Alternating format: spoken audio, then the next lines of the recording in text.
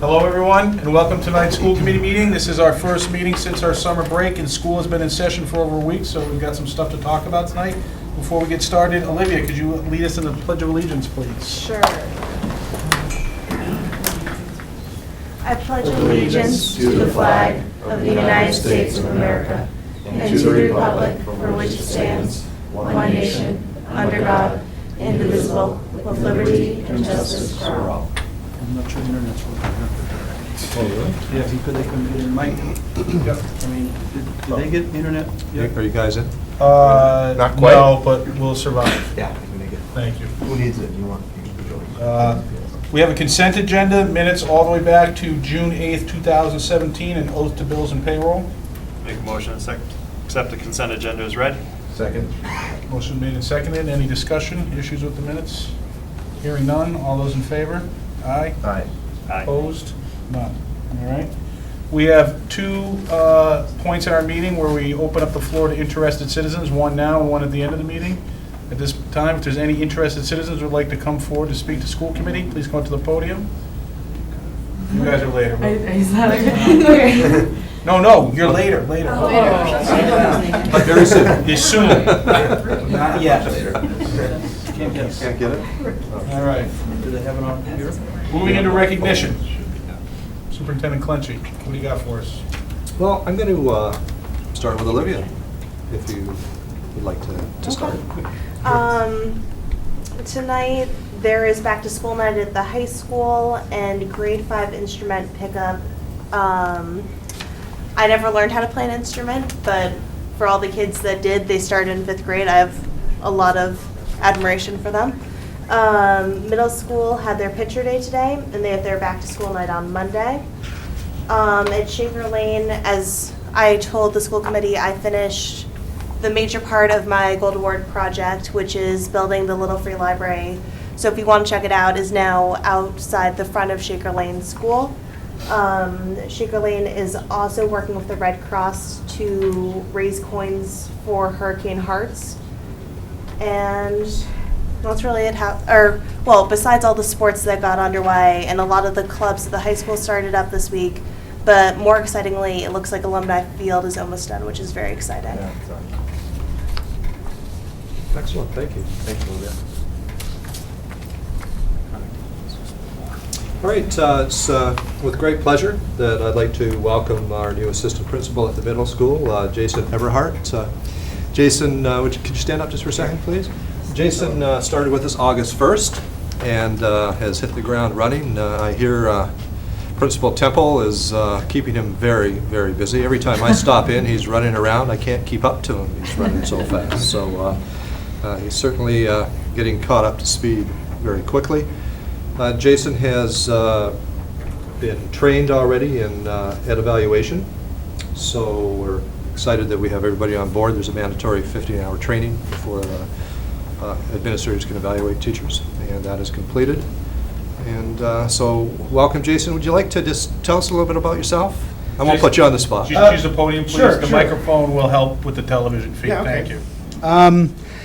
Thank you all very much. I'm very, very excited to be here. I've heard nothing but wonderful things about Littleton from people who used to work in the district and people that live in the area.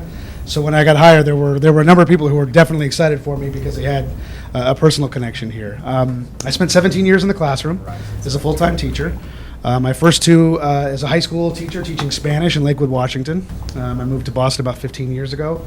Spent 4 years in Newton and the last 10 in Cambridge, where I taught 6th grade math and science and then later on 8th grade history. So I have a number of years in the classroom that I hope to bring that expertise into those evaluations and into conversations with teachers to help promote student achievement and teacher growth.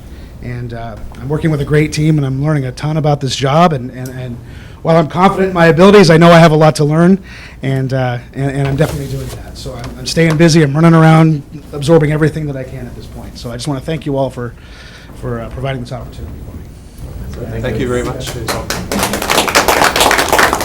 a little context. Jason is the first hire that we've had as a full-time assistant principal at the middle school. A couple of times we had part-time positions, and there were budget constraints that don't let us continue in that vein. So as a school committee, we're very excited to be able to budget and fund that position and we're confident that it'll have a very positive impact on the learning environment at that school, so thank you. Yes. And on just a random other topic, Kelly, if you need a little bit of practice running, the Littleton Road Race is in 2 weeks. Not to put you on the spot or anything. A nice community event. I'll that, talk to my PT person. I know about she's that. fortunate right down. Yeah, he didn't tell me anything. Can I limp? Some do. Or can Mike wheelbarrow me along? 5K? 5K. Okay. Thank you for that. From Canada, you know exactly what that means. Thank you. Right. Very true. Second recognition for our custodians. Every year, our custodians work tirelessly to get our schools ready for us, and everybody knows that our schools are used quite a bit during the summertime, and it's really quite difficult for everything to fall into place and gel the last 2 weeks. And our teachers are anxious to get into schools, and we're trying to make sure their floors are waxed and everything's clean. And we managed to do it every year. Shaker Lane was kind of interesting. They had a little bit of a maze going toward the end of our summer, and actually had a strategic plan. Unfortunately, they didn't inform me of their strategic plan. And I snuck into school one day to check it out, and I thought I could bypass their waxing. And I went in through the library in one room and looked at the hall, looked dry to me. Took one step, did well, took 3 steps and slid about 4 feet. So, but good thing is I still have some agility left in me. So. But other than that, I think only one person marked up their floor during the last couple of days, and it didn't take them much to fix it. So a real credit to our custodians, and an accolade that is something they'll remember forever. When I brought them up to the front first day back with our staff, they were given a standing ovation. So certainly we appreciate everything that they do. Kudos to them for continuing to do a great job. Our technology team, busy this summer. They offered professional development for our staff. Managed to make sure that we have well over 1,000 computers in our district now. They were all ready to go, and I don't like using the word re-energized, but they were reprogrammed, so to speak. And remember, we had our one-on-one program lodge at our high school, so that went very smoothly. And we're looking forward to offering some professional development to our staff in that area as the year progresses. So thank you to our technology team. We also had our firewalls updated, so they had a real busy summer. And our staff welcome back breakfast. We had I think a great first day back. We brought in a guest speaker this year, Sarah Ward, who talked about practical application of executive functioning skills in our classrooms. And it was what I really liked about it and enjoyed about the presentation. It was practical. Our teachers could take something away with them and apply it the next day when our kids arrived. So that's what I like to see in professional development. Dr. Jamie and I have had a number of conversations about PD and our feeling about meaningful PD. As a result, Sarah will be coming back again for a second presentation. I'm a firm believer that I don't like one-shot professional development. We need to follow up and review where we've come since the last time somebody has presented, so we're excited. I think Sarah Ward is definitely aligned with our philosophy in terms of where we want to go, so I'd like to thank Dr. Jamian for seeking her out and making it happen. Our first day back with students was perfect. Really no wrinkles. I didn't get any phone calls that we forgot to pick up kids or we forgot to drop kids off at the end of the day, and everybody was in classes and working right from 10 minutes on. And what really impressed me this year, and I'm impressed every year, but this year when I was looking at the tweets and what was happening in our classrooms, our staff are really focusing on social and emotional learning during that first week. And they do it all year, but it was so noticeable, some of the activities that they were doing. So, kudos for our staff for embracing the importance of social and emotional learning in our classrooms. And our fall sports season is well underway with a home football game coming around the corner. So lots of exciting things coming. 2 things before we move on. in terms of technology team, can we in the not too distant future, I want to give some time, we went to the one-on-one device implementation, and this is the first fall that we've done it.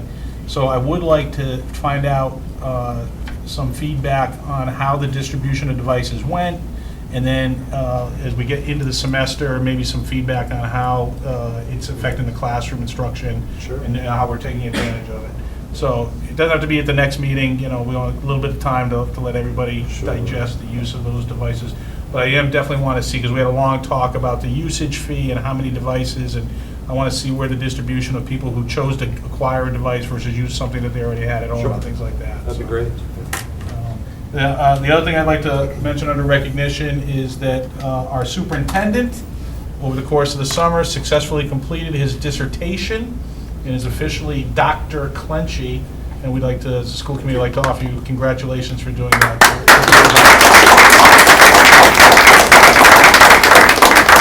Thank you very much for your support during the time I was enrolled in the program. It's great. I was going to make a joke about it. You can no longer use it as an excuse for what you never did, which is a tribute to your character. So we never even knew that you were getting that close, I and you just appreciate you managed saying to get it all done. So terrific. Thank you. Yeah, looking forward to trying to figure out what a personal life is again now that I'm done, so.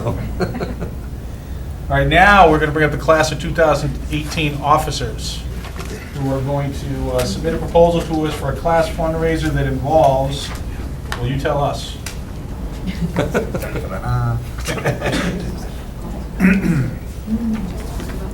And we were unable to get the internet working here tonight, so we can't show your slides, unfortunately. Okay. You want to, But you can. who's got it on Steve's computer? No, Who was? I can't get it on my computer. You can log into my thing if you want to show it. I have it on my phone. We don't have Apple TV here, though, right? You can go without it. You can describe it.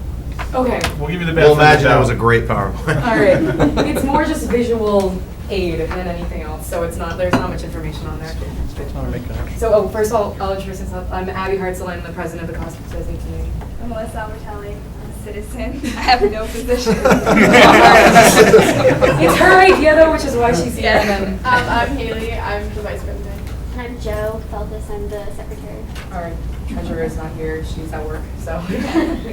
So a while ago, I saw that a few schools were showing their school spirit by letting their seniors paint their parking spots, like decorate it however they want, kind of personalize it, make it about Littleton Tigers or like their theater, whatever they're doing. And I thought it was a really cool idea, and I thought that it would be a great fundraiser to offer to the class of 2018 and then carry it on to the next classes, the next senior classes. And the interest for it has been huge. Everybody really likes it. Everybody really wants to buy one. Even teachers would like to buy some. So we're just now proposing the idea to you guys. And I hope that you guys like it too. So then we can personalize our spots and then carry on the tradition. So I'll just give you some information about the costs and stuff like that. So the spots we would charge spots for $30 for both teachers and students, and we just want to add in that at many schools parking spots cost $50 alone. Like you can't park there unless you buy the spots. So we would charge $30 but still offer spots to students who don't, or teachers who don't wish to buy spots. But purchasing a spot would guarantee you a spot and which spot you get. So you don't have to paint a spot. If you purchase a spot, you can just have that spot for yourself for the school year. And so what would happen is we would have a lottery, and that way it's completely fair. It's not a first come, first serve basis where whoever gets the first notification gets to choose their spot first. But basically all the names go into a lottery, and we'll choose, and the first name to get drawn will get to choose from all the spots and so forth. And that spot will be your spot for the year during the school day. So you can't expect to come to school after hours at night, and if someone's parking in your spot, that doesn't count. You can't ask for them to move. But during the school day, if someone is parking in your spot who doesn't own that spot, they have to move their car. And that's going to be controlled by hanging tags that will have a number that will coincide with the number of the spot. And that way, that tag can be removed from that car in case there's issues with cars needing to be changed or anything like that. So we will be selling paint from our class, and we would be obtaining the paint through the highway department. That way the paint is, I guess, approved by, and safe for use on our pavement. It's specific pavement paints. We had talked with Dr. Harrington and Mr. Marr about obtaining that. And so we also don't want to have our classmates pay for really, really large quantities of paint themselves and then spend outrageous amount of money on that paint and then have a ton left over. So we'll just be charging for paint in the quantities that they need it in. That way we can limit costs as much as possible. So our plan is going to be to purchase white, black, and primary colors of paint. That way we limit our own class cost, and then you can just mix primary colors together to create whatever colors you want. And then the leftover paint will be sold to the next class to take over the fundraiser. So we're assuming the class of 2019, unless they really don't want to take it over, and the incoming juniors, the class of 2020, would take it over and we'd give it to them. And we would sell it to them so that way get some money back. And so the painters would be in charge of bringing their own painting supplies, and we would encourage the students or the teachers to work in groups. That way they can limit their own costs of not purchasing a ton of paintbrushes or rollers. And that way, when we're all painting together on a certain Saturday, everyone can just share paint and everything like that. That way it's not too expensive. Let's see. So based on a survey for the class, we're gonna offer around 51 spots to the students, 48 of which would be in the upper lot, and so that's like near the fields, and then 3 of which would be in the lower lot. And the 3 in the lower lot were based on just a survey, and those 3 students like always park in the lower lot based on, I don't know, where their lockers are, where their homerooms are. And so we seem, in order to, it's a fundraiser, and if they want to buy them, we think it's fair for them to purchase them in the lower lot if that's where they want to park. So we found 3 spots that, right by the entrance to the school, there's 3 handicap spots and 3 just regular spots right next to each other, and those 3 spots would be offered to those students to purchase. Do you want to go through this video? Sure. So, unfortunately, this is incorrectly marked right now with numbers because our correctly marked one was online. Yeah. So just gonna have to bear with us, but Alyssa can walk you through where the spots would be. right, so when you drive up to the upper lot, you would come in here, and then the gym entrance to the school is right here, the cafeteria entrance is right here, and then this is visitor parking. So we're thinking that for the painted parking spots, we would put them kind of in an isolated area. That way it's not all over the place. It doesn't look too like cluttered and jumbled. So students would get these spots by the fences over here, and then we would have teachers go get the front spots. That way they're not mad about being moved. Yeah, teachers, the thing is, teachers do have their own parking lot. It's in like the middle lot. That students can't park in at all, but a lot of teachers do prefer to park up here closest to the doors as possible, and we don't want to anger teachers too much, so we're going to try to work it within. Although there are no rules right now where all students can and teachers can park all in here. There's no rules about that. But we want to keep spots. But teachers do get to school Yeah. earlier than students do, so they get those spots. Right. So we want to give them the easily accessible spots, so they have entrance, the main entrance, the cafeteria entrance, or the gym entrance, and then we put students along that back row, but we're still keeping them close to all the entrances. And that way, all the painted spots are sort of one unit, and then these spots won't be painted, they won't be for sale. That way, students who either can't afford it or don't want to pay for it, and are fine with just having whichever spot they can find, can just park over here. And those spots would be available to teachers, Yeah. students, and visitors. So it would be this area, and then a section of this, because we'll Yeah. cut this off at 24 across. Yep. So that's the spots. Let's see if there's anything else we need to talk about. So for the painting, we as the class administration, and then I guess with the help of a few friends who would like to volunteer, we're gonna paint the spots beforehand with white, keeping around like a 6-inch to 1 foot border from the white lines that are painted now. And that will designate where the students are allowed to paint on. That way, if we don't have paint across the white lines, and we keep a clear border. And then at the end of the year, after they've painted their spots, it will be required of the students who painted them to paint them over in black. And we talked to Mr. Martin. This is what he said would be required, because in order for it to be repainted, it would have to be painted over in black. So we'll paint it over in black. And that will have to be completed by graduation by the students who painted them, or they can pay $10 to the school and have someone paint it over for community service. So, and then just general painting rules about like everything in the spot must be appropriate, no bad sportsmanship or mention of other schools, yeah, no obscene pictures, everything like that. Just general like yeah, common sense stuff that like they would have to submit a design though before they paint their spot. So, but it also would be obvious who painted their spot because they purchased their spot and they got their spot who painted it. And There's also cameras. yeah, so it's pretty obvious. Like, and we're not worried about our class at all. We don't have really any kids who are. That's good, because we'll worry for you. That's right. Yeah, if you have any questions, I guess this is. Questions? Yeah, I'll Comments or go. anything? I got questions and comments. Okay. First of all, I love the idea. So great job. It's super impressive. You guys came up with a good fundraiser. I don't know if you guys know, I was my class president in class of 2007. And wish I had thought of anything half this creative. They've been beating us every year. The tiger statue, this, such an awesome idea. What's that? What was your class gift, Bob? I'm not going to disclose it.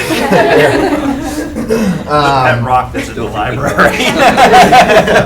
I also remember the 3 spots next to the handicapped spots you're talking about. I remember it was going to be a good day if I got there in time to get one of those spots.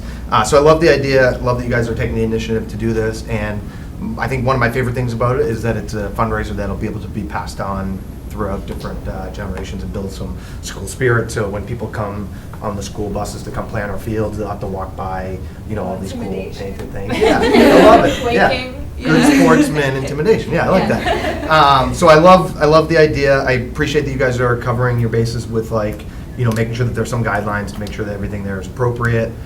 So I appreciate that. I want to make sure that we can do anything that you need from. I hope Jean's not here, but I'm sure the administration is probably. It sounds like you've already dealt with everything you need to do there to get the approval. So I guess I don't have a question, but I just want to say thank you guys for volunteering to be class officers. It's a lot of work, and I don't think most people realize how much work it is. It's kind of a thankless job. The time is going to go by super quickly, so I am about 6 months late in planning a 10-year reunion, and it still feels I like. have to do that. Yeah, I didn't either. So it's a lifelong position when you run for it. Yeah. But I'd be happy to talk to you guys more about your experience and stuff like that, and see if there's anything I can do to help. But yeah, good job. Appreciate it. Yeah. Yeah, I think it's a good idea as long as you have the certain guidelines. One question I have is it just once it's done, that's it, or can you change it throughout the year? The painting, so we were gonna have a day where everyone would come in and paint together. A few days, yeah. Yeah, so that way. either we'll kind of see if try to do it on a Saturday because that's the least amount of sports going on.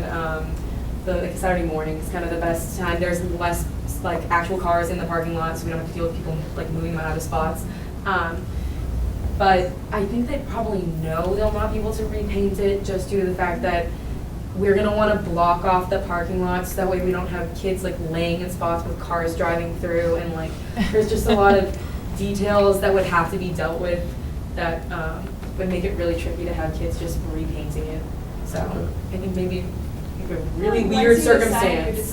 So Yeah. if Mike wrote Mike Hearts so-and-so, and then he breaks up with that person, he's stuck with it. No, she breaks up with him. I just have to deal with that decision, It's a tattoo, yeah. All right, okay.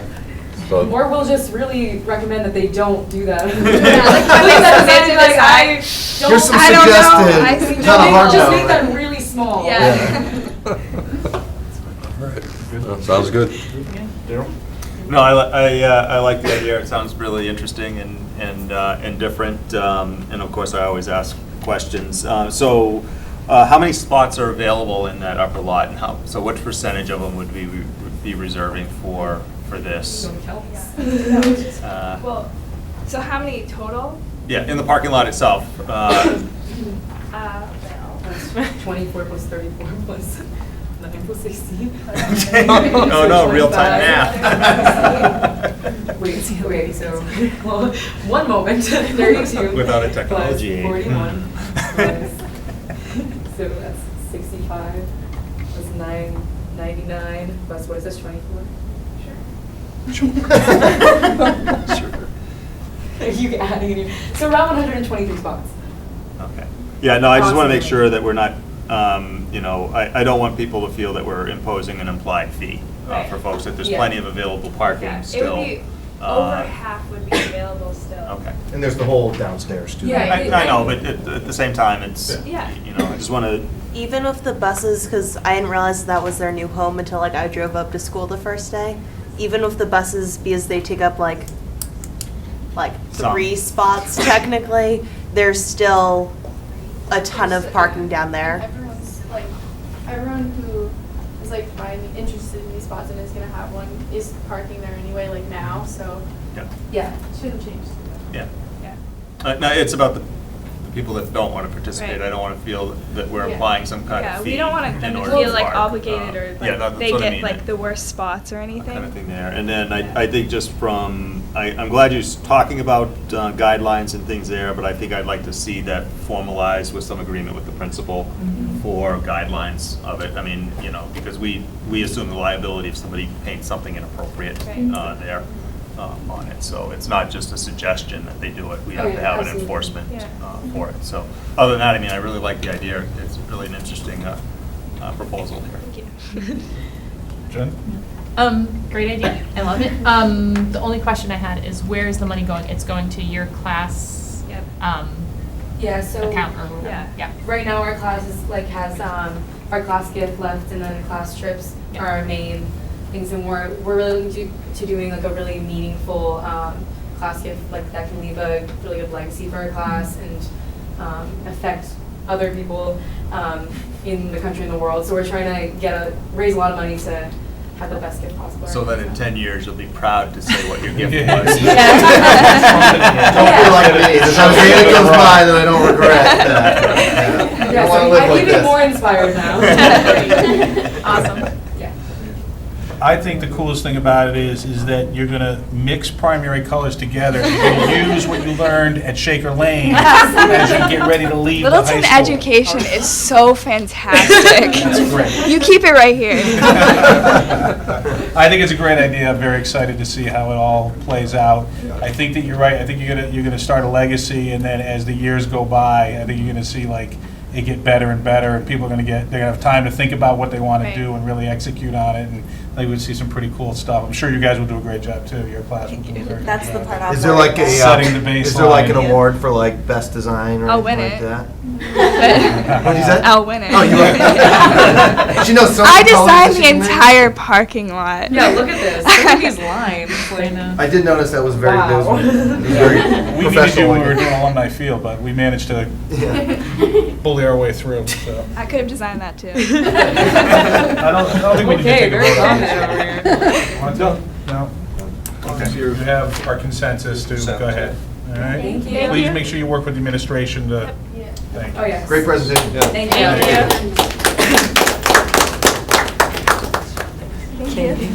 All right. Next, we have the grade 8 field trip to Pac-Monadnock. This is an annual request for an out-of-state field trip. Hello. This is an annual request for an out-of-state field trip. Eighth grade has historically gone, I don't know how many years back, to Pac-Monadnock at the beginning of the school year in October. They would like to go, and they participate in a hawk count as the hawks migrate to the south. Pac-Monadnock, as you know, is at Miller State Park in Peterborough, New Hampshire. So they hope to actually see hawks riding the thermals and count them. And this trip also encourages good health and fitness and team building skills. And it does build on some skills that they learn in science and in health class. So they're asking permission to take this out-of-state field trip on October 6th. All right. Any questions? I told myself last year that I was going to write down whatever Daryl's question was, so I can steal it, but I can't remember what it was. But I know that every time we hear great reports from students about the experience that they had, and I love any opportunity that we can get kids outside and experiencing stuff because you don't see enough of it anymore. So I'm totally in favor of it. I think Daryl might have a question though for you. No. You've only got half of it. We will enjoy the reports. I'd like to request. Oh, that's, I knew it had to do with that. Got to write your notes. See, that's what the notebook's for. Right, right. I'm writing it. Did you go there? when you I were never grading? did that, no. I've been to Pac-Man, but not part of the field trip. I think it came after those schools. Because this is an out-of-state field trip, it does require school committee approval, so I will entertain a motion. I make a motion to approve the October 6, 2017 field trip to Pac-Man for the participation in the North County. Motion made and seconded. Any further discussion? Hearing none. All those in favor? Aye. Aye. Opposed? None. All right. You're on your Thank way. you, and I'll make sure that they come back with a report. Next on our agenda, we have a presentation from District Head Nurse Kathy McCarthy.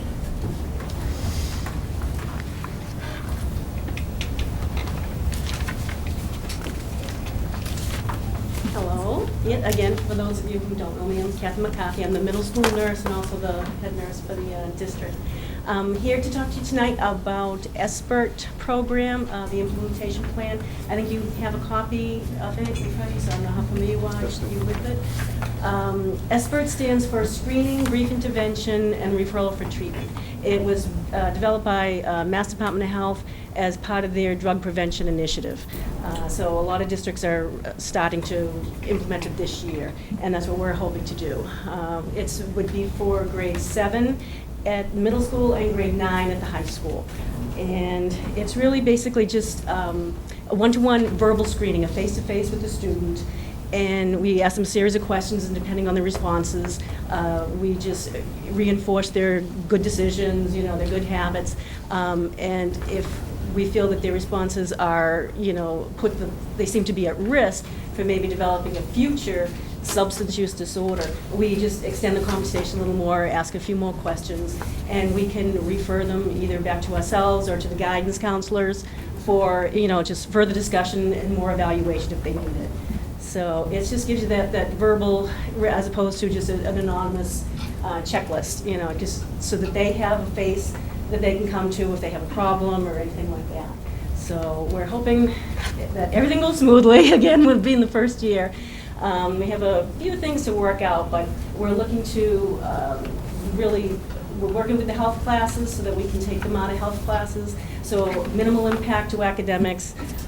It's nurses and counselors, the guidance counselors and the school psychologists. So we're all working together. So if we just do it as soon as we can start it, because we know it's going to take us until June to finish it. So as soon as we get going, that would be wonderful. That's really, in a nutshell, what it is. It's kind of new. Some districts have used it as a pilot program, but for most districts, I think it's relatively new this year. So we have, there's opt-outs, for parents, parent letters that go home for opt-outs. So the student can even, if the parent does say that they want them to participate, the student has the ability to opt out at any point during the interview. So it's totally, up to them. And it's very low-key. It's reinforcing good decisions that they're making and trying to help them make good decisions for the future. So we're hoping. So does anybody have any questions in particular about it, or? General. I'm just glad that we, to state more correctly, is implementing a formalized process for substance abuse prevention. And as you're aware from the handout, it was put into MGL Chapter 71, Section 96. We had talked about this last year, and it was to be implemented during the current school year. This is more or less an in-district policy. My understanding is when it's represented in law or statute that we don't have a district policy for it because it's already in place. So you always have that right, though, if you so choose to have a generic policy addressing substance prevention. Yeah, I think, when last we've gone through them, everything that was actually required by law, we were pulling them out of policy unless the law required us to have a policy for it, because I just assume that the administration is going to follow the law. Right. And I don't think we need a policy to state that. I would hope not. All right, any other questions? Yeah, Okay, sorry, go ahead. Just, you went too quick. What does SBIRT stand for again? It's screening, brief intervention. The screening is, the verbal interview. The brief intervention is if their responses indicate that they may be at risk, then it's just more questions, basically. It's using motivational interviewing techniques to just, again, reinforce positive behavior, like getting them to talk about their goals and how bad decisions might affect those goals, hinder their, future plans. And then referral for treatment means that if we wanted to further these discussions, we can either, again, have them back to just talk to, us, or refer them to the school psychologist for further discussion or evaluation. Or in very minimal cases, the stats that they've already been doing, it's only like a very low percentage, like 1 to 2%, that actually need a referral to an outside treatment center. So that's the SBIRT. And those are statewide statistics with the 1 Those to are 2%? yes. Again, this is the first year that it's actually really been implemented. They did it as a pilot, so they were using those stats as a pilot. They said 75 to 85% really screened negative. Everything was fine. It's like, very good, good job. And then, like 10%, roughly 10 or 12%, and then just like a couple of percent that really needed to go that extra step, that they needed outside therapy or counseling. So if there's an outside referral, is that for the parents to follow up with, or does the district well, follow? what we do is Could you explain that part of the process? The school psychologist would get in touch with the parents. Again, actually, with the confidentiality that's concerning this, because again, the student's confidentiality is protected by another Mass General law. So without the permission, we really can't speak to anyone else about it. We can encourage them to open up to anyone, but we can talk to parents or anybody else in the case that it was medically necessary, an emergency, or it affected their health or safety. But a lot of times, again, in those few instances that I've talked to people at these meetings, the trainings, they said usually by that point the kids are online. They're reaching out because they want help. That's part of the whole why they like the verbal screening, to have that one-to-one, because you can get to really know the child and the student, and they want the help. That's why they're telling you. So they usually it doesn't take much to really let them say, yes, all right, you can talk to my parents about this, because really you do. If it is an outside, you would need parents. Because of the health insurance. So I think that's another caveat, that they do allow you, if there's insurance involved, to contact, to reach out to the parents. Right, and that's why I want to make sure I understand. It's not a school program. No.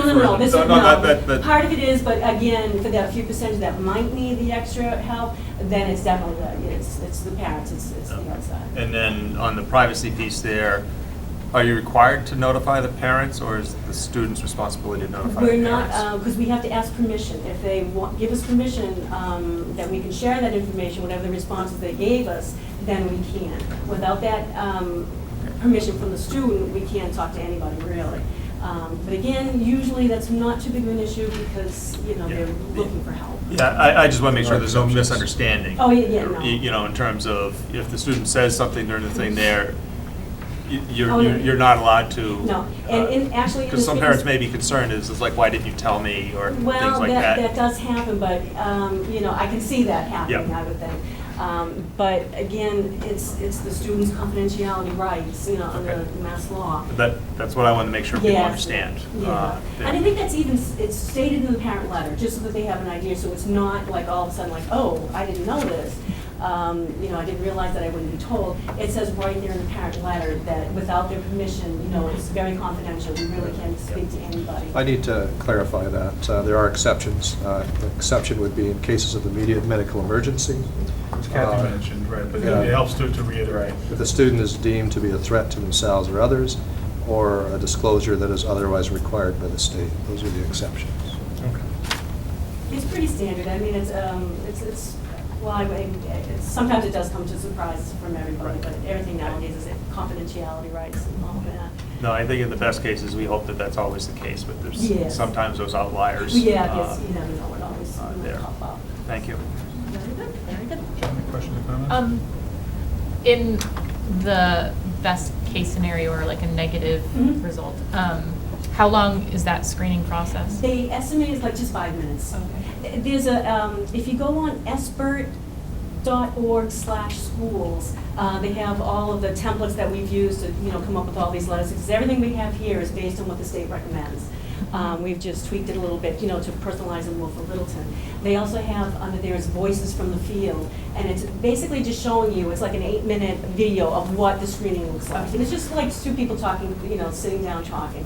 But that's espert.org/schools. And it was helpful for us as, trainers, as going to the training, to see what this actually looks like. Because again, this is new for us too. I had a quick question. I'm glad, Daryl, I was curious about some of the privacy issues, because I know FERPA covers different things than this will. Yeah. And so students aren't going to be asked to, I know in other situations, sometimes students ask to sign something saying that they're allowed to discuss it They with would. the parent. Again, the state has provided in this whole toolkit that they have for the schools is disclosures, the permission for disclosure. But it's not the default, right? Like a student's not going to be asked to sign that before they go Oh, in. no, and no, talk. So it's it'll only only if be if you're If expecting they to screen share that something. there's a concern, there's a risk, or medium risk, or, high risk, or something Okay. like that. And then two other really quick questions. Training for you and then for all the other people who are going to be asking this? We've all, it's the guidance counselors and the nurses who are doing the screening. We've all gone to the state mandated trainings for it. And so that's why we're just ready to go. I'm sure it'll be great. The kids are very, very good. We know them all from, being in school and everything, so they've already got that familiarity with us. Great. So And it should we'll- only build to it, I imagine, like having these kind of personal conversations where you're telling people that the conversations you're having are just between you and them. Yeah, so people feel exactly. comfortable. Yeah, exactly. And then what about, I imagine that people who are at risk of substance abuse problems are probably, in a lot of cases, have underlying mental usually challenges, comorbid- emotional, yeah, there's social. all- usually different things So going how do you distinguish between among, and do you or don't you? Or This program is more for a preventative approach rather than a treatment-based approach. So that's why. Okay, so your goal is to The goal is to have this identify conversation and kids. tell them. Yes, Yeah. and to reinforce those good behaviors. Okay. To like keep at it, keep your eye on the ball, really, it's like, so don't screw it up. Okay, so it's a preemptive conversation to preemptive. It's all avoid it, not to preventative-based. necessarily identify. Right. Not purely to identify students. Right, it's not, but in the case that, as you go along, there may be those ones that with their responses indicate that they could be at risk. So that's why we're not just like, oh, well, we're just doing prevention. We are, we've got a, further conversation with them so that we can help them with whatever they need. More education, just more counseling, even whether it's at school, with the adjustment counselors or whatever. And then if other underlying social, emotional, like mental health things are, Well, if that all comes up, again, just in the course of school, if we notice that there's, that they're sharing with us that there seems to be more here going on than you need, again, you just go the regular and route everyone's, of- everyone's yeah. trained to know. like, Yes, okay. yeah. Awesome. All right, thanks so much. Matt? Oh, I'm good. Very good. I just have a couple comments. I have one follow-up. Go ahead. One's a request, maybe again for the administration, in terms of making sure, can we put on our district website the information and the release forms and the other things there, just so that it's available for parents to easily I was going to send it. reference, sorry. But the other one, it struck me when you said that you're going to try to pull kids out of one of the classes and do a block of them, 5 minutes. A privacy concern may be is if somebody takes a 15 or 20-minute one, it'll be noticeable to all the other students if you're pulling them out. You might want to just take that into account as you're, you know. I know, it's going to be tricky. Again, this is the first year, we have Yeah. to see what's working. And Just what- ask you to keep that in Oh, mind. yes, definitely. There. Sorry, Mike. That's fine. I appreciate that. I get, my point that I wanted to make, Daryl's right. I think we need to put these resources online so the parents can refer to it. And because it's the first time that we're implementing this particular program, and it's in an area that not everybody's going to be comfortable talking about, a lot of the initial reactions are going to be very defensive. Yes. And if we can educate them about the true nature of the program, I like the emphasis you're putting on. It's not to necessarily find the kids that are in trouble. It's to focus It's as much everyone. as the kids that are doing well and There's no continue targeting. doing well. That piece needs to be right at the forefront because it'll help people get over that initial defensive reaction. And there are plenty of parents who would love to look at the video and get an idea of exactly what it's going to tell. So we should have that link should be online and in the And it shouldn't just be one notice that goes to the parents. It should be, here's your notice, here's where you referred to if you want to come back and revisit the concept or the issue and get more education. And then the other thing is I would assume, are we reporting the We have results? to- yes, we So have to. I would like to see us get the analysis down the road of how did we do, measured against, area Yeah. of the schools, or however we can break it down. It's similar to the way we get the MCAS results and the Youth Risk Behavior Survey results. Obviously, this is initial, so I don't expect that right away. But down the road, I think that's going to help inform our, ability to Yes, think to about how see this where we're program's at, yes, working. to see where we're So at. I would ask for that from the administration. And again, the parent, the confidentiality, there's nothing that's recorded that's the student's Right. name. There's Right. nothing. Right. It's an aggregate, just, how many responses did this, how many responses were that. So there's really no notations at all unless it gets to the point where we really need to do something to help them, to get them, more evaluation or something. But other than that, it's really, there's nothing that's even recorded with their name. We just have a list we would work off of, just so we make sure we get everyone. Again, it's not targeted at all. It's for the entire 7th grade, the entire 9th grade, whoever, chooses to participate. And for the school committee, I'd like to say thank you to the nurses and counseling staff. You talk about the training you had to go through. It's a brand new program. The job is more than what it used to be with Band-Aids and, swabbing a little bit of that. no idea. You guys are right on the front line of we talk about the social and emotional learning, and you guys are significant contributors to that, and we appreciate that. This is just one example of that type of work that you guys do for us every day. Thank It's a you. world out there. Yeah, it's a whole new world. Very good. Thank you very much. Yes, Thank you. It's important to note that this isn't something new to school districts and schools. I mean, we've been doing this kind of work for many, many years. What this is a more formalized approach. So I don't want anybody this evening thinking that this is brand new to us. It isn't. We're fortunate because of our size. We have personalized schools with 400 to 500 students, so it's a lot easier for us to really take a look at what our children are doing and be proactive in these situations. But it's nice to have a formalized process. And It's it's like nice anything to else, have a the staff goal collection is as to well. improve what we're already doing and to do Exactly. it better. And that's what we're striving for, and it's an effort towards that concept. All right, great. All right, moving on, we have a couple pieces of old business. We had a summer retreat. We did meet as a school committee once on August 24th. We've been doing this annually for quite a few years since I've been involved. We take a day where we start at 4 o'clock. I think we started at 4 o'clock. And we, commit to at least 4 to 5 to 6 hours. We pick a few topics to do a little bit deeper dive on. For this particular retreat, we retreated to the library of the high school. That's where we retreated to. But we were fed by the cafeteria staff. Did a great job of taking care of us. We had received a homework assignment. Dr. Clancy assigned each of us a chapter to read and present to the rest of the committee from a book called Most Likely to Succeed, which was written by 2 authors, primarily somewhat as a critique of the current state of secondary and higher education, with some ideas and models for changing how public schools and universities prepare students for life in the 21st century. It had quite a few suggestions to make about interdisciplinary learning, teaching communication and problem-solving skills rather than rote memorization of facts and figures. The good news, as we discussed that, was that Littleton has already begun to incorporate a significant amount of these types of innovations, albeit not in the wholesale manner that those authors were recommending. It was a great discussion. We all came in with gee, these guys are kind of going off half-cocked, although we pieced out little nuggets here and there that we thought were worthwhile. So we spent quite a bit of time on talking about it. It was good. We also talked about strategies and process regarding our capital budgeting, primarily how we want to separate PMBC-type building projects separate from more general school-based maintenance projects, and how to present that to the town and work with the PMBC on that. We also reviewed our operating budget process.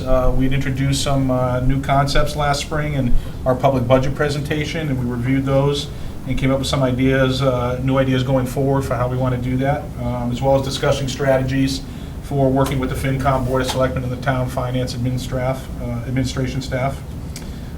We spent some time doing a committee self-assessment using a Mass Association of School Committees matrix that covered governance, operations, member relations, relationship with the superintendent and school administration, fiscal management, community relations, and how we conduct our business at our meetings. We then had a discussion on the Vision 2020 strategic plan, which is we're revising. Kelly, do you want to speak to that a little bit? Sure. We're a little over midway through the plan. We thought it was a good opportunity to stop and reassess the direction that we've set to ensure that we're continuing to move in the right direction. A couple of additions since we first recreated the strategic plan 3 years ago. Social and emotional learning will be added, obviously. We're spending a lot more time on that. And the connectivity with partnerships, we're going to spell that out in a little more detail, more pertinent to the high school, but we really strive to enhance partnerships. So we can't, in this day and age, it's important that our students are exposed to opportunities outside of the classroom, and you really need to just continue to move in that direction. So we'll have the process internally completed by middle of December, and then we will bring it to the school committee. The school committee will have input during that time as well, and we'll hold a public forum for public comment, and then move forward with the tweaked strategic plan, so to speak. Great. Anybody else have any comments on the retreat? Next under old business, at the end of the school year last year during our regular meeting schedule, we did our superintendent annual review. It went very well. We were all very happy with Superintendent Clenchey's performance over the past year. As an extension of that effort, we did negotiate some changes to his contract with him, and we all voted to agree on 3 points.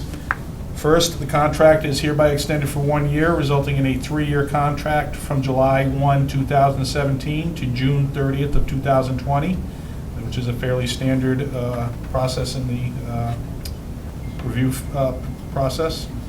We also increased his salary to $169,294 effective July 1st, 2017. And then the third item was a clarification in this contract language that states that upon retirement, the superintendent will be entitled to retirement benefits available to administrative personnel of the Littleton Public Schools. Again, this is more of a clarification. It just cleans up the language. It was a benefit that was already implied in the contract, and this just makes it a little bit more explicit so that when he does exit the profession, he will know exactly how his retirement planning is going to go. We agreed on this in executive session. Now we need to take a vote on it in public session. Yeah, I just want to clarify, Mike, because I was taking the minutes for the thing. We Thank agreed you. for you to complete negotiations with the superintendent with those terms. We didn't vote his contract. Correct, sorry, There. yes. Just Thank you. clarification. Thank you. Right. So we did complete that negotiation, and now we're looking for a vote. So I will entertain a motion. I'll make a motion to accept the contract mods. Do you want me to detail them or as read? As read. Seconded. All right, is there any further discussion? I just not discussion, I know you mentioned it, but just reiterating that we did do a comprehensive evaluation. We do it every year. The results were excellent, like they have been for the past several years. All right, thank you. All right, hearing no other further discussion, all those in favor? Aye. Opposed? None. All right, thank you. Sign this in due course. All right, we're on to new business. Personnel update? Yep. Enclosed in your package, there's a little bit of movement this year in terms of teachers and administrators that have left and hiring as a result of that. We had 16 staff that we brought in. We had some lateral movements within the district, et cetera, as you can see on that page. I'm not going to spend a lot of time going through this unless you have questions. I just wanted to show you some of the things that were happening during the summertime in terms of hiring of staff and movement of staff from internally to other positions. So, does anybody have any questions? Quick question, how do we feel this was relative to other years? Is it a fairly standard amount of movement, a little more, a little less? I'm glad you asked that question. We had a change of 16 staff last year as well. And before that, we were at about 9. So it fluctuates. It really depends on on the demographic of our staff. We've had a number of retirements in the past few years that has obviously upped the need to replace staff. So eventually, I would expect that when I look at the demographics of our staff now, we'll probably be going down to maybe 6 or 7 teachers a year. That would be my prediction. Any other questions? All right. September enrollment? And this is just a first glimpse from the first day of school. As you know, enrollment changes throughout the year. But on day one, we're up from September 1st to September 1st, 18 students. You can see the breakdown. I can give you a quick summary though. Shaker Lane enrollment this year, September 1st, is 455. Last year at this time, it was 444. Russell Street School, 386 this September, and it was 389 last year at this time. Middle School, 366 this September, and it was 349 last September. High School, 463 this September. Last September, we began with 470. Our total enrollment, including school choice, is 1,670 students this September. Last year at this time, our total enrollment was 1,652 students.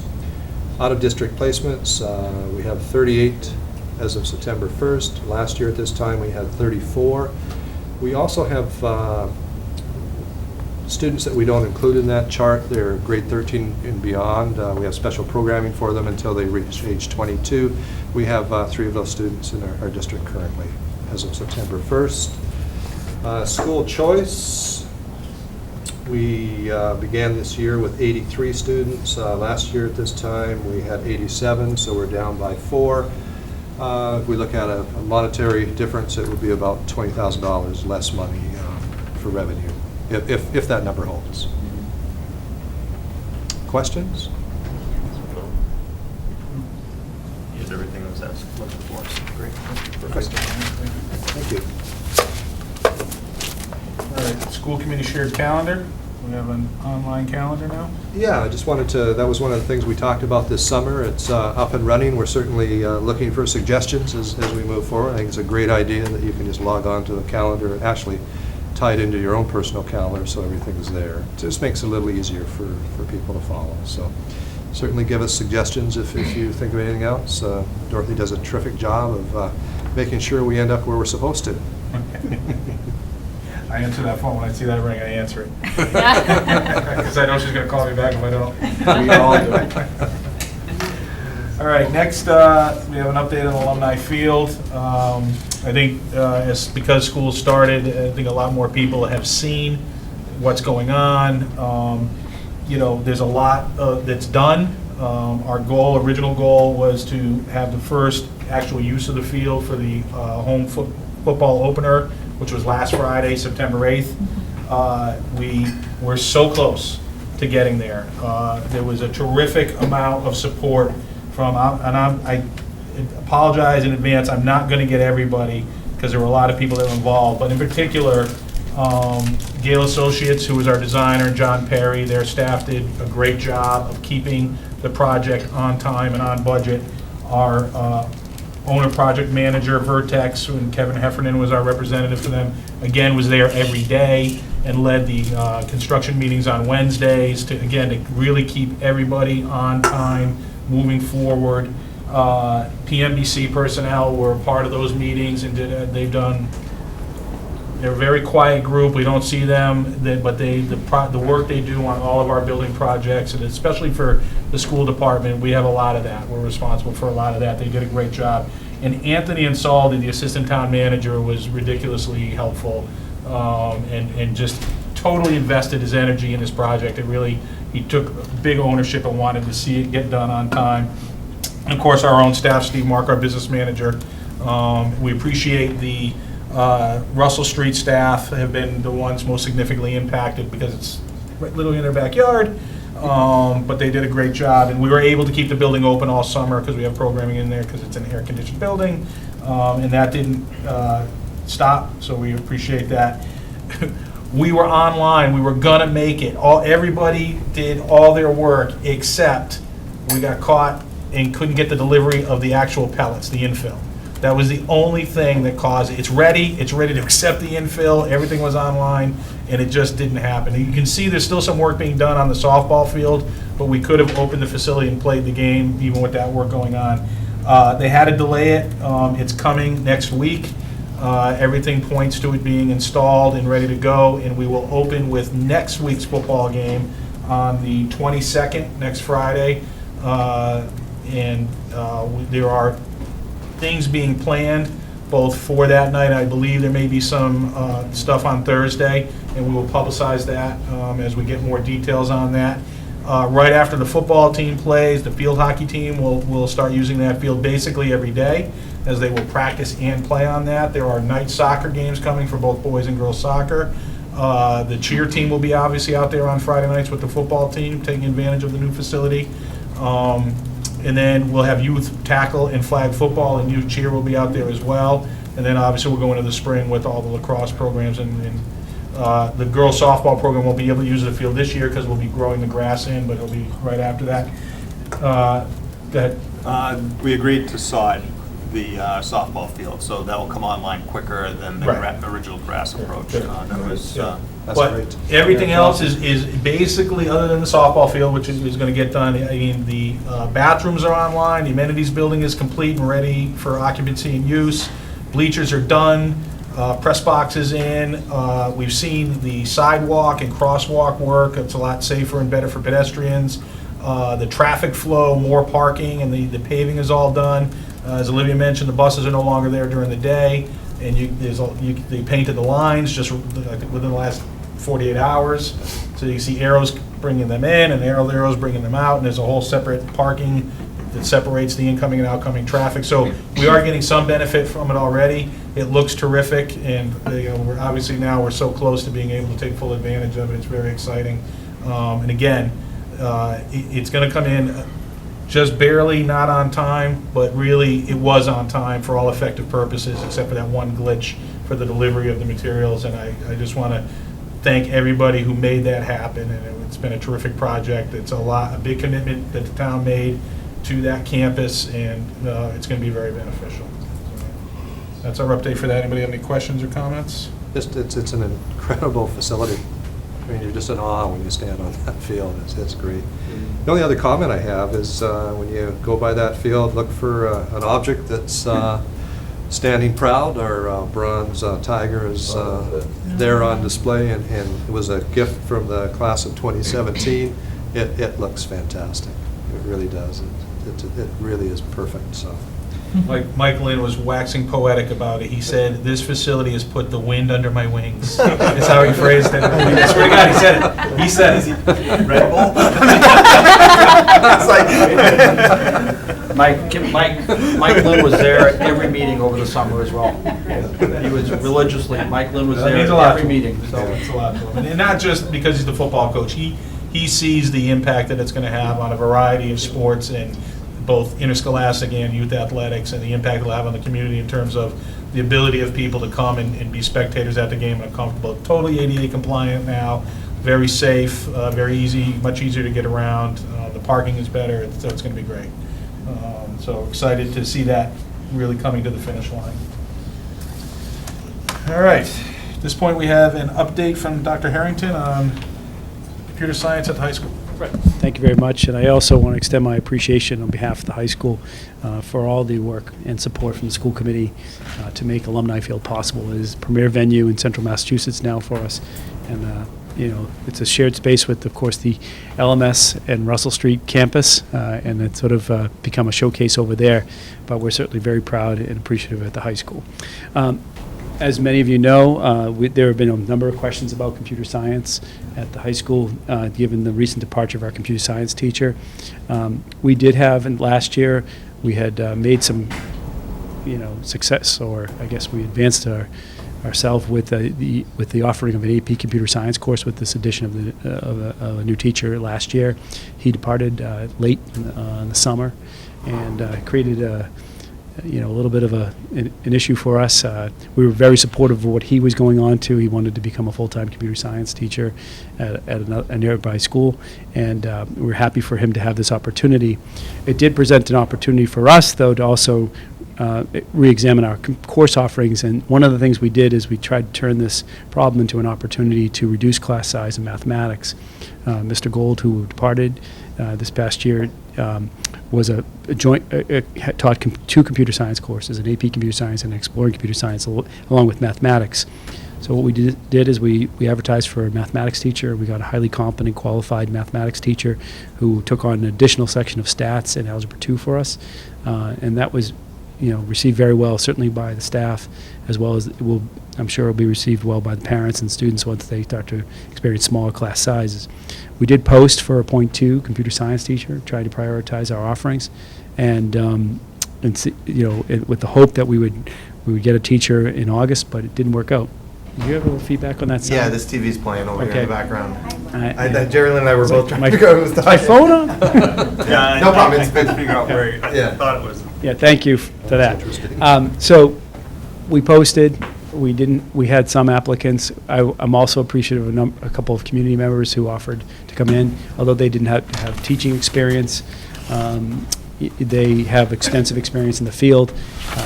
At this point in time, we so close to the start of school year. The offers came in late August or early September, and we felt that we had a plan that we could address in another way. And so what we did is we held off on that. We wanted to continue the conversation throughout the fall with these community members who might be interested in teaching at the high school, in talking to them about some of the qualifications that we would expect. What we've done, though, is we've taken care of all the students in AP Computer Science. I met with the guidance counselors and the virtual high school coordinator, Susan Hines, at the she's also our librarian. And what we arranged is to offer virtual high school courses, and many of them are computer science courses at different levels. So in a sense, we've actually improved the situation for a number of students, because before we had just AP Computer Science, and some of the students weren't quite ready for that, but they were taking that leap. We didn't have an in-between course. We had a beginner course in AP. So now through virtual high school, we're able to offer courses at an intermediate level for some students, beginning level, and also different types of programming that we don't offer. We do not have that many computer science sections. We wouldn't be able to offer that. I think there were a total of 12 potential choices just in computer science on the virtual high school menu. So a number of students were able to differentiate, meet their needs, and they were able to choose something they were really interested in. Some students went away from computer science and said, actually, what I really want to take, I thought about this, I want to take something more in a science course, or some kids chose a humanities course. So we were able to meet their needs. I think that's the good news I have to give you tonight, is that we had a problem with the announcement of this teacher's resignation in July. Again, we wish him well, and it's no fault of his. It's our situation. Sometimes this happens. But we were able to reduce class size in mathematics and also meet the needs of the students. We still have some younger kids in the, we prioritized juniors and especially seniors to make sure that their transcripts would be, issues and concerns would be addressed. We do have some freshmen and sophomores who will need to meet their needs with exploring computer science. And so we're looking at what we might do in second semester this year, possibly offering that course if we could have a qualified teacher in time, or pursue again the virtual high school option for those students in the second semester. The other thing, this also presents an opportunity for me to come before you tonight and advocate for computer science at the high school. What I'd like to do, and I'll be working with the superintendent and the staff on this, is a proposal to come before school committee near budget season and request a full-time computer science teacher. Many school districts throughout Central Mass have had a full-time computer science teacher for over 10, 15 years, and it's our turn, to make sure that we're meeting the needs of the students and for their future aspirations. So that will be in our next budget proposal, and we'll have some more specifics about that when we present it. I also want to thank Cheryl Temple in the middle school for giving us 2 virtual high school seats from their from their population. They were able to free up 2 seats and allowed us to contain the costs a little bit. There is a cost we incurred a little bit, but it's under what it would cost to hire a computer science teacher. We have to pay additional money for virtual high school seats. The superintendent and Steve Mark worked with me to approve that, and again, I'm grateful for that. But it's a good, so what was a problem turned into an opportunity, and I think I can bring some good news to you tonight. But it also identified a clear area of growth for us, that we can't just do a part-time computer science situation. We need someone who's in there with, who's fully committed to that field to be able to teach 5 sections at the high school. Any questions? Thank you, Dr. Harrington. The last couple of sentences really continue to resonate with me. We had a challenge, and we turned that challenge into an opportunity. And one thing that I was really pleased about is that it allowed some of our students to think about what they want to take pre-college or in college, and it actually increased the diversity of their selection. That certainly doesn't underscore the importance of considering bringing on a full-time computing science teacher. Dr. Harrington and I will be attending a number of workshops this year with computer science people to get caught up to speed in terms of the direction that they're heading, and start networking so that if we're successful in being able to add that teacher next year in FY19, we'll be ready to go. But something to think about. We talked this summer at our retreat about starting to plan for FY19. This is an example of the planning that we're doing. So thank you. Thank you. Thanks. Oh, sorry. Of course, come on. You can't. I looked over. Nobody gets off that quick on a topic this close to me. So I do want to comment that I'm glad you're going to be looking at the how to deal with it longer term, because the 0.2 position seems to be a very difficult thing to try to fill at this, but that also represents one of the challenges of a district our size is the number of students versus the split of the things of the teachers and students there. One more opportunity that you might want to look at and consider is reaching out to those volunteers that were interested in helping teach the thing, is whether they could be coaches or mentors during the VHS sessions there, so that the students have a local resource to reach to, because maybe not all of them will have at home the Certainly expertise tutoring would help, to do it there, and programming is best being hands-on with some help with it, because if you leave them to struggle, you may lose them there. So. Yeah, the virtual high school we know online learning doesn't work for everyone. We want kids to have an experience with it, because it's sort of, whether they're working, whatever profession they're in, there's going to be professional development. Maybe an opportunity to tap those volunteers just to get a little bit of time. A guide on the side will be very helpful, and we know we had very good conversations with the volunteers, and we even had people from outside of town call us because of the extensive network of the parent community who had put it on different listservs and stuff. Anyone who can teach computer science? So the network did help in the short term, and I think it will help certainly in the long term. But I'll take you up on that suggestion. Any interest, Daryl? It's a good point, because Daryl's right. Programming, sometimes you need immediate feedback because you're struggling, and if you just get the syntax right, and it's a small thing, a misplaced semicolon can cause the whole thing to blow up. And it's not something that it's not a concept. The person writing the program might have everything, the logic down pat, and he or she's just struggling with that syntactical issue that he or she can't find. And that person just flips that and says, "Here you go. Here's your problem." Bang, the thing runs, and they're like electrified. Like, my logic was right. Yes, your logic was flawless. Good for you. But if they don't have that immediate feedback and the thing can't run, they start to get frustrated, and believe me, I know. BU, Computer Center, no help. It was hard. Thank you very much. I appreciate the suggestion, and we'll certainly look to probably offer something as well after school with this model in mind, because if we having it during the different mods, it will only meet certain kids. Right. So better to post it after school, that 2 to 2:45 window. Exactly. The community resources will come out and support. Thank you very much. Yeah, it'll be fun. Thanks, John. Thank you. Great suggestion. All right, an update on the Littleton Robotics Program. Yes, thank you. Last year at this time, we were launching a partnership with a group of parents in the community. Dr. Harrington and I had worked for close to a year prior to that, tapping their momentum to get a robotics program in our community. We started off strong and finished the year strong. Throughout the year, though, the robotics program was trying to find their way. And we've had numerous conversations with them, including most of the summer, up to a week and a half ago. And as they look at their future planning, it became apparent to them that their original idea of what robotics was in the town of Littleton is greater than they had envisioned during their first year.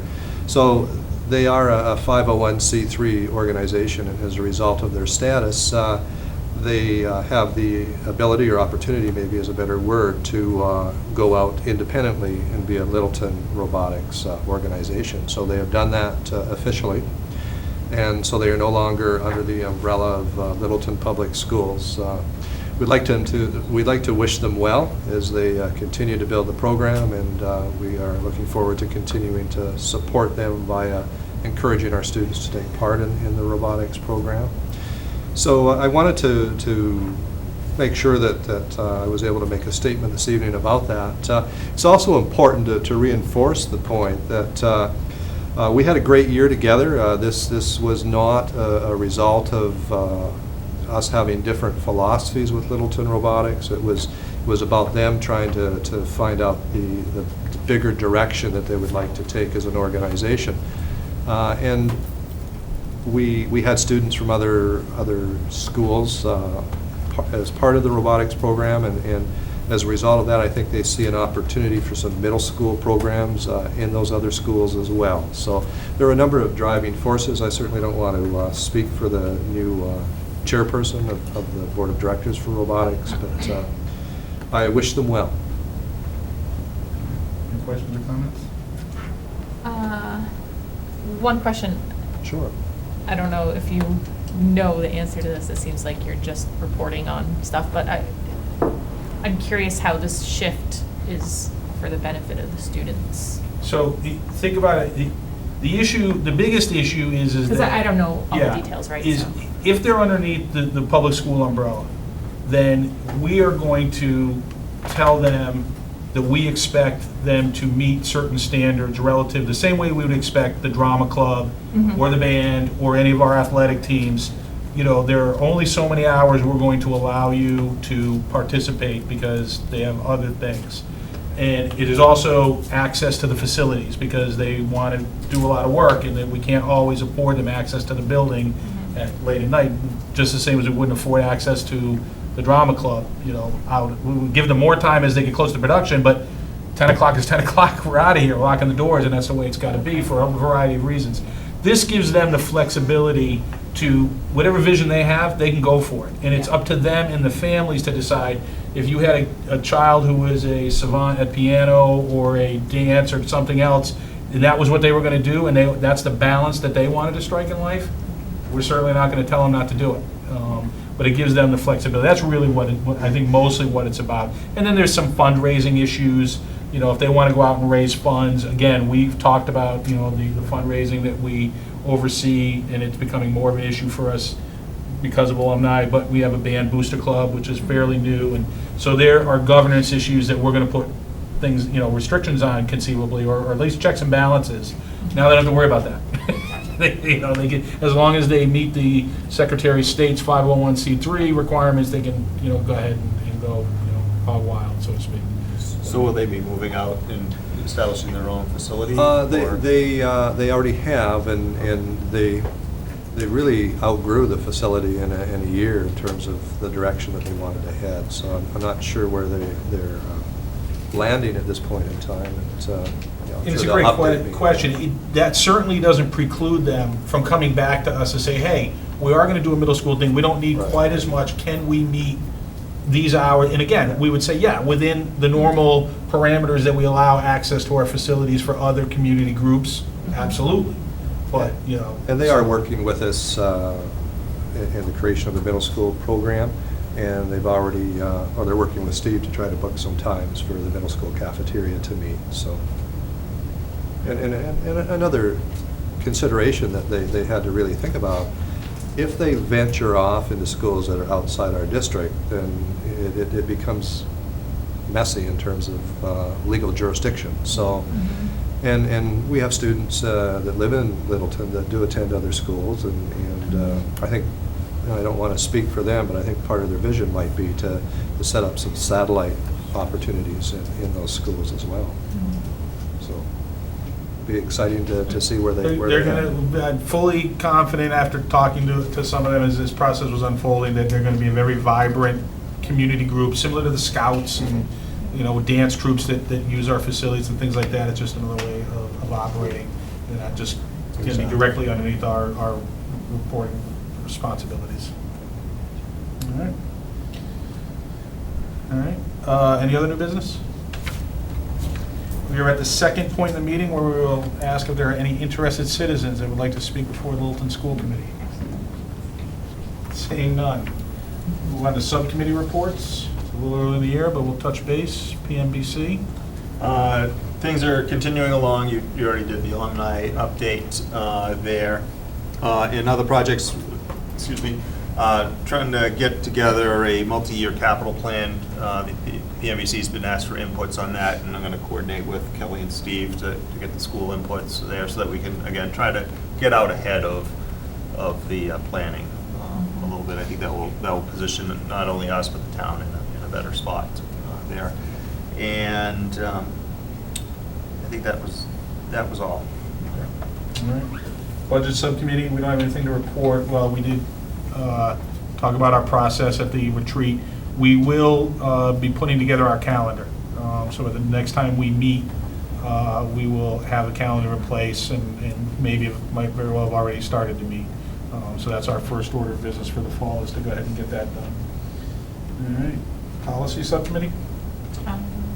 And I can actually make a couple of comments to help you out. We've had some brief conversations. Dr. Jamie and I were meeting this summer to talk about policy, just to get an idea of what MASC was doing and some of the changes in statutes, et cetera. So we've assembled a matrix for Jen, and within the next 2 weeks, we'll get Jen in and sit down and go through the matrix with you so that it'll be an easy transition for you into the I know I can Daryl. make a guest appearance at a Oh, that would be awesome. if you want. If you could do that, that would be really appreciated as well, Daryl. So Whatever you guys have got for you. you're really taking over a well-run committee on policy. Daryl's done a tremendous job. In fact, I keep telling him he needs to speak at MASC conferences about policy revision. All right. Is there any other business? I have one item. So our next meeting will not be Thursday, September 28th. Both Mike Mazzoni and I will be out of town. I talked to the superintendent about what the proposed agenda was, and it wasn't anything earth-shattering. So for the time being, we're just going to cancel that meeting. We'll kind of keep it in our hip pocket, and if we get further down the road, it's fairly early in the year, there's not a lot going on from a school committee perspective. Later in the year, we may find that we want to grab an extra meeting. We're not issued a quota on meetings, so it's not that we have to cancel one and have an extra one. So our next meeting, it will be October 12th. In this room, all right? So you'll have nodding heads in the administrative team, they're like, yes. Disappointment all around. That's terrific. They're going to dance. You can rewatch this one online. I would ask for an adjournment into a very short executive session, just for a quick update on negotiation strategy. Motion to adjourn open session into executive session with no intent to return to open session for purposes. Motion's been made and seconded. This is a roll call vote. Matt? Yes, aye. Daryl? Aye. Jen? Hey, Scott. Say aye as well. Thank you, everyone, for coming out tonight, and we will see you on October 12th. Actually, we'll see you in Alumni Field, hopefully. That's right. Next Yes. Friday night.